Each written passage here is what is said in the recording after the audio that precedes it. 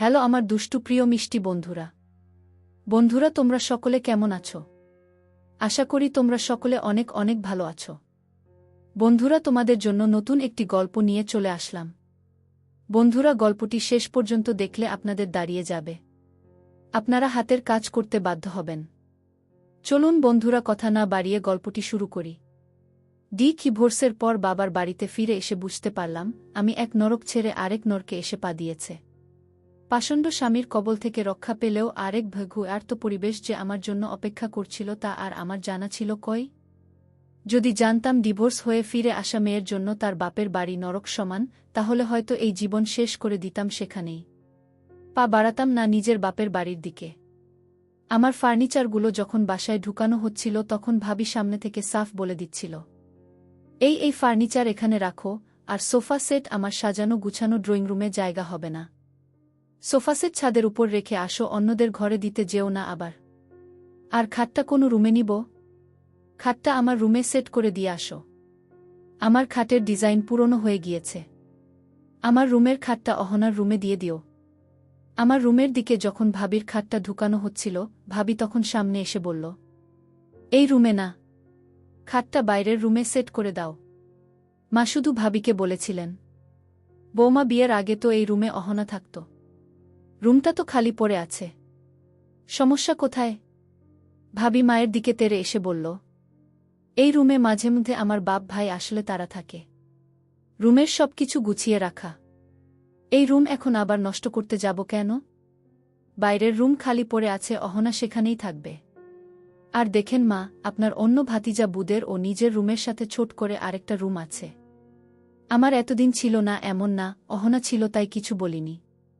সে চলে গেলে তো আমারই হবে। কিন্তু কে জানত সে যে চলে যাবে না, বরং চলে গিয়েও আবার উড়ে এসে জুড়ে বসবে এই কথা। ভাবির কথা শুনে আমি একদম নিস্তব্ধ বনে গেলাম। আমি আর মাকে কিছু বলতে দেইনি। শক্ত করে মায়ের হাতটা ধরি। শুধু ভেতরে ভেতরে চাপা কষ্ট চেপে রেখেছিলাম নিজের ভেতরে। আজ যে রুম ভাবি তার রুম বলে দাবি করছে, একসময় সেই রুমটা আমার ছিল। আমার সাজানো গুছানো রুমের চার দেয়ালের ভেতর সাজানো ছিল আমার স্বপ্ন, আমার পৃথিবী।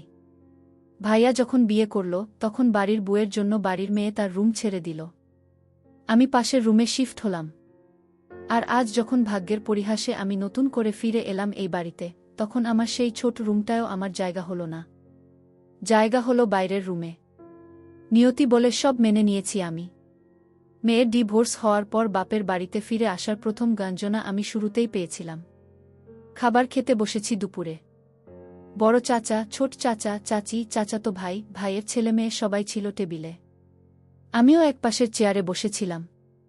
চাচি বললেন এসে, অহনা তুমি পাশের চেয়ারে চলে যাও, এখানে রাকিব বসবে। কিছু মনে করো না। জানোই তো মা রাকিব কেমন। তার এই একরোখা স্বভাব যায় নাই এখনো। চলে আসবে এক্ষুনি দোকান থেকে। আরে আরে এই দেখো তারা চলেও এসেছে। আমি উঠে অন্য চেয়ারে বসলাম। ভাইয়া দোকান থেকে এলো সেই সময়। রাকিবও এলো। রাকিব আমার পাশের চেয়ারটায় বসল গিয়ে। আমি ভাইয়াকে কেমন আছো জিজ্ঞেস করব এর আগেই সে আমাকে পাশ কাটিয়ে তার রুমে ঢুকে গেল। একবার আমাকে জিজ্ঞেসও করল না আমি কেমন আছি। বাবা ভাইয়াকে ডেকে বলল, জারিফ অহনাকে সকালে নিয়ে এসেছি। ফার্নিচার ও নিয়ে এসেছি সব। কাবিনের টাকা তোর অ্যাকাউন্টে ডিপোজিট করে দিয়েছে তারা। ভাইয়া রুমের ভেতর থেকে জবাব দিল, নিয়ে এসেছ ভালো কথা। কাবিনের টাকায় ওর ভরণ পোষণ হবে। এখন বলো তোমার মেয়েকে সবকিছু গোছগাছ করে কাজে মন দিতে, বাড়ির কাজেও হাত লাগাতে। বসে বসে থাকলে তো আর চলবে না এভাবে। ভালোর জন্য বিয়ে দিয়েছিলাম, এখন আবার আমার ঘাড়ে এসে চাপবে এইটা আমার জানা ছিল না। বড় চাচি ভাইয়ার কথায় সায় দিতে দিতে হেসে হেসে বলল, এসেছে যখন বসে থাকবে নাকি, কাজেই মন দিবে। বাড়িতে তো আর কাজ কম নেই তাই না, সে সব সামলে নিবে। ছোট চাচি আমার মাথায় হাত বুলাতে বুলাতে বললেন, আহারে, কে জানতো এই মেয়েটার এত সকাল এত অঘটন ঘটবে। আসলে মেয়েদের রূপ লাগেই। যতই লোকে যাই বলুক না কেন, রূপ লাগেই। অনার্স পাশ করে কি আর জীবন কাটানো যায়? এক্সট্রাক রূপ থাকলে রূপে না হয় স্বামী মজে থাকত। শ্যামলা মেয়েটা বরল খিমন্ত আমাদের। তবে ভাগ্যের কি পরিহাস। উফ, ছোট চাচি এক দীর্ঘশ্বাস ফেললেন আমাকে নিয়ে। ভাইয়ার মুখ থেকে সেই কথাগুলো শোনার পর আর চাচিদের আমাকে নিয়ে উপহাসের পর আমি আর এক মুহূর্ত বসে থাকতে পারলাম না সেখানে। টেবিল থেকে উঠে গেলাম। এক লোকমা ভাত মুখের ভেতরে ছিল। শত চেষ্টাতেও ভাত ভেতরে নিতে পারলাম না। টেবিল থেকে উঠতেই ভাবি করা গলায় বলল, উঠছ যখন প্লেটটা সাথে নিয়ে উঠো। নাকি তোমার খাবার থালাও এখন আমাকে ধুয়ে রাখতে হবে? আমাকে দাসীবান্দি করে এই ঘরে এনেছ বুঝি?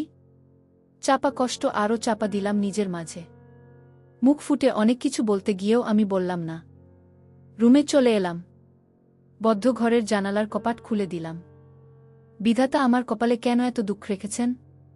আমি তো কারোর কোনো ক্ষতি করিনি, কারোর কোনো অনিষ্ট করিনি। তাহলে আমার সাথে কেন এমন হচ্ছে আল্লাহ? কেন? বিছানায় উপুর হয়ে কান্না করতে লাগলাম। মা কখন এসে আমার পিছনে দাঁড়িয়েছিলেন বুঝতে পারিনি।